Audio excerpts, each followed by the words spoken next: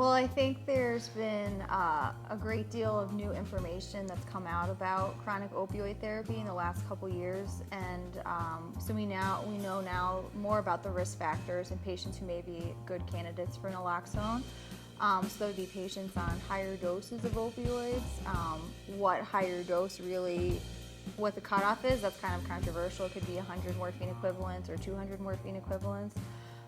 Patients with complicated comorbidities, so like renal or hepatic disease, sleep apnea, and I think the most obvious group of patients would be those with a substance abuse history or active substance abuse.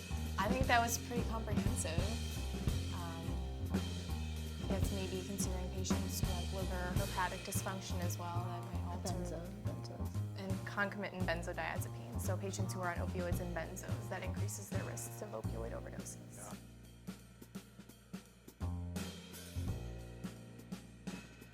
So there are a couple different formulations of naloxone. There's one commercially available product right now, which is an auto-injector, and that gives the medication through the intramuscular, the subcutaneous route. And then there's also, you can use the intranasal you can use the naloxone that you would give via injection using a special device to administer it intranasally. Some problems with the intranasal would be patients who have any sort of intranasal abnormality. Maybe they have abnormal structure, nose bleeding, excessive mucus. Those would not be good candidates because obviously then the naloxone wouldn't be able to be absorbed into the nasal mucosa. And then there is some variability in the time to response. With intranasal, it can be about the same or 2 minutes longer compared to intramuscular, which is about 6 to 8 minutes, so there is a little bit more variability there.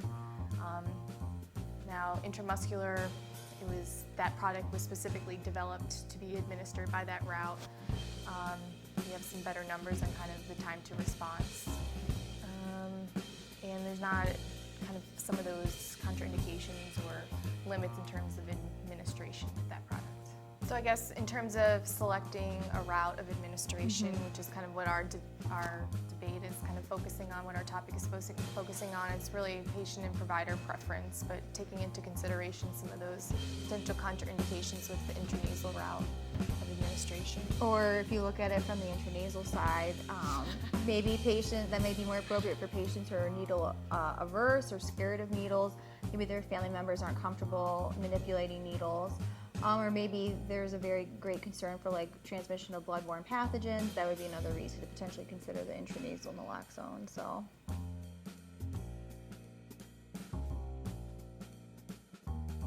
I think having a conversation about naloxone is a great opportunity to not just talk about the scary side effect of opioid overdose and how to recognize the signs and symptoms of overdose. The spouse or caregiver or family member should also be present for that information because they're going to be the ones actually calling 911 and administering the medication and potentially saving the patient's life. But I think also when you're having that conversation, it's a really good time to also revisit chronic opioid therapy in general. You know, what are the patient's goals? Have opioids helped them achieve those goals? Are they having any kinds of side effects? Those types of things. Some patients hear that they can actually overdose on opioids, and that really scares them, and so that's maybe a reason to reconsider opioids altogether. For certain patients, it just depends, but I think it's a really good conversation to have at least once a year with your patients. Well, I would agree that it's important when you are bringing up this discussion to weigh the risks and benefits of continuing opioid therapy and assessing their activity, their analgesia, side effects, and their aberrant behavior in terms of opioids, and that this, just by giving someone naloxone, that doesn't replace good opioid prescribing practices.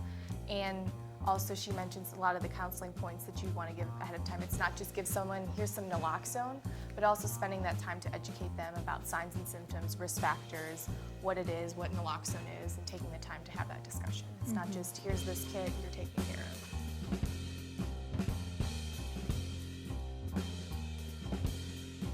So for instance, I can think of in my home state, which is Ohio. I currently practice in Missouri. In Ohio, you now can present to a pharmacy and ask the pharmacist for naloxone. You could be administered naloxone. So it's very state by state specific, but some states or communities are allowing you to go to the pharmacy and get some, or increasing access through other programs. I think though, because this has kind of been a new wave of interest in naloxone, because so historically naloxone kits have been dispensed to patients with heroin addiction. So this is kind of a new forefront, dispensing it to patients on chronic opioid therapy. So there have been cases of naloxone shortages, and then there have also been cases where naloxone prices have significantly increased because of those shortages.